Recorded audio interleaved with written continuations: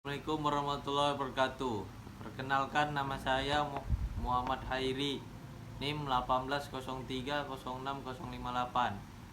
Mata kuliah Produksi Ternak Unggas. 1. Sifat-sifat bangsa dan pewarisannya. Sifat-sifat pada kepala meliputi tipe jengger, warna paruh mata dan cuping telinga, tata warna bulu dan tipe bulu, shanks dan feet, warna kulit, bentuk tubuh, leher dan kong, lethal abnormalitan, egg production and egg character, brody atau menggeram. A. Pewarisan tipe jengger. 1. Single com, Roscom, Peacom, Walnut com. Pewarisan tata warna bulu, putih atau white plumage pada White Leghorn, hitam black plumage, coklat atau merah pada ayam Rhode Island Red, lurik atau blorok.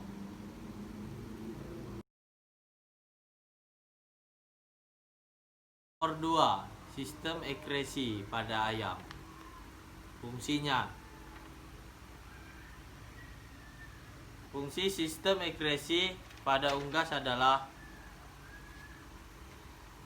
pemeliharaan keseimbangan elektrolit, pemeliharaan keseimbangan air, pembuangan limbah khususnya produk dari metabolisme nitrogen kecuali karbon dioksida. 1. Ginjal. Ekskresi air dan sisa metabolik sebagian besar terjadi melalui ginjal. Sistem ekresi pada unggas terdiri dari 2 buah ginjal yang bentuknya relatif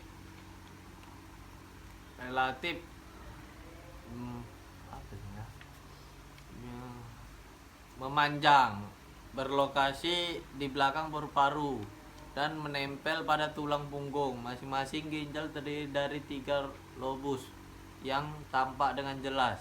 G. Terdiri dari banyak tubulus kecil atau nefron yang menjadi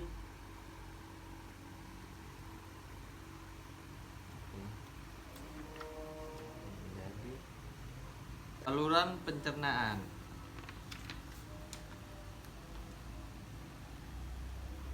Mulut berfungsi untuk minum dan memasukkan makanan. Pada mulut juga dihasilkan air liur yang mengandung enzim amilase untuk membantu memakan serta mempermudah makanan masuk ke dalam esofagus.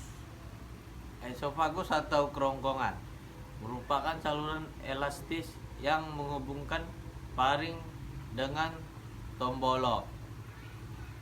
Crop atau tombolok merupakan modifikasi dari esofagus. Fungsi utama organ ini adalah untuk menyimpan ransum sementara, terutama pada sisa makanan dalam jumlah banyak. Tombolok mampu menampung sekitar 250 gram ransum. Pada organ ini juga dihasilkan lendir yang berfungsi sebagai lubrikasi untuk menghaluskan ransum. Proventriculus merupakan organ berdinding tebal yang berada di depan ventriculus. Pada organ ini dihasilkan asam klorida, enzim amilase, dan pepsin. Ventriculus atau gizzard merupakan organ yang tersusun dari otot yang kuat. Disalurkan ini terjadi pencernaan secara mekanik. Butiran-butiran akan dihancurkan menjadi partikel. Usus halus pada ayam terbagi menjadi 3 bagian, yaitu duodenum, jejunum, dan ileum. Disinilah terjadi proses penyerapan sari-sari makanan, berfungsi sebagai organ limfoid dan secara aktif berperan dalam menghasilkan kekebalan tubuh. Usus besar berfungsi sebagai penambah kandungan air dalam sel tubuh dan menjaga keseimbangan kandungan air dalam tubuh. Kloaka merupakan tempat pengeluaran hasil akhir pencernaan feses. Sistem reproduksi jantan dan betina. Sistem reproduksi unggas jantan. Testis fungsinya produksi sperma. Epididymis fungsinya mengeluarkan sperma. Vas deferens fungsinya saluran yang menghubungkan testis dengan organ kopulatori. Organ kopulatori fungsinya saluran air hanya ada satu tetapi mempunyai 2 papilae pada itik dan angsa. Papilae berkembang dengan baik. Reproduksi unggas. 5 bagian saluran reproduksi unggas. 1. Vagina, tempat menyimpan telur sampai dikeluarkan. 2. Uterus, tempat pembentukan cangkang. 3. Isthmus, tempat membentukan lapisan kedua membran cangkang. 4. Magnum, tempat membentukan albumen. 5. Infundibulum, tempat pembuahan.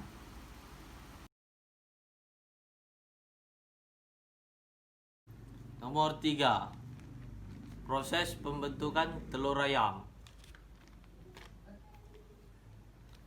Terbentuknya telur dimulai dengan terbentuknya kuning telur di dalam ovarium. Ovum yang telah matang akan dilepaskan oleh ovarium dan ditangkap oleh infundibulum.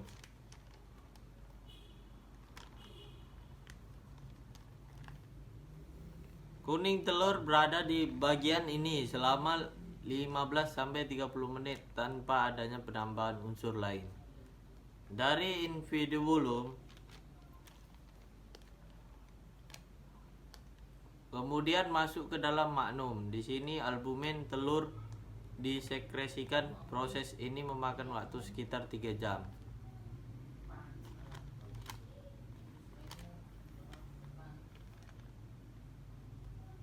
Selanjutnya masuk ke bagian isthmus.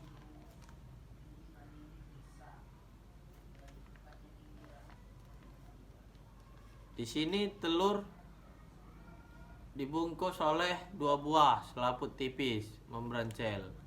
Proses ini memakan waktu sekitar 1-5 jam.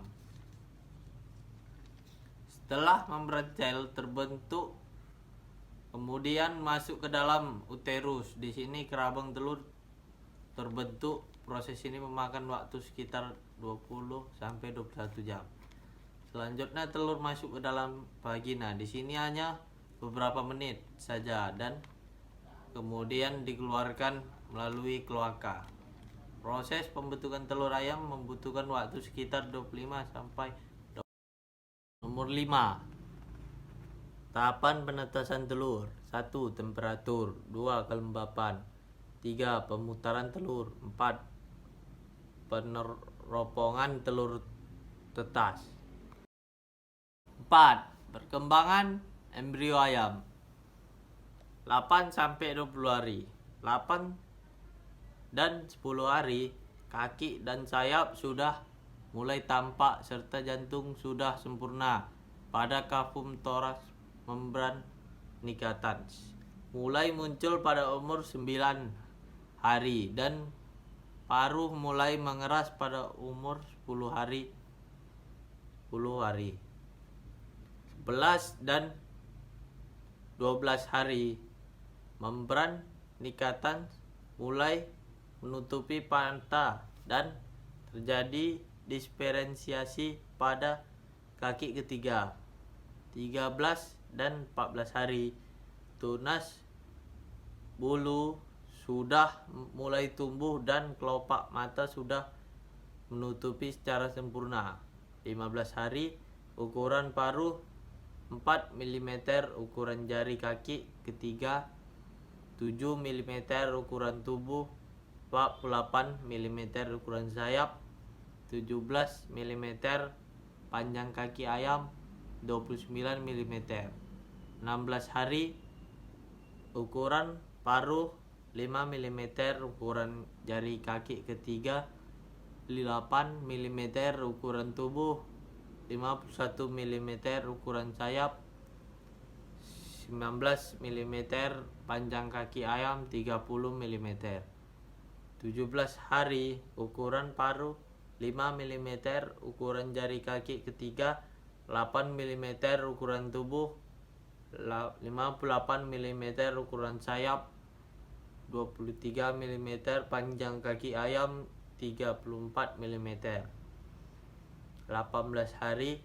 Ukuran paruh 6 mm ukuran jari kaki ketiga, 10 mm ukuran tubuh, 61 mm ukuran sayap, 25 mm panjang kaki ayam, 40 mm.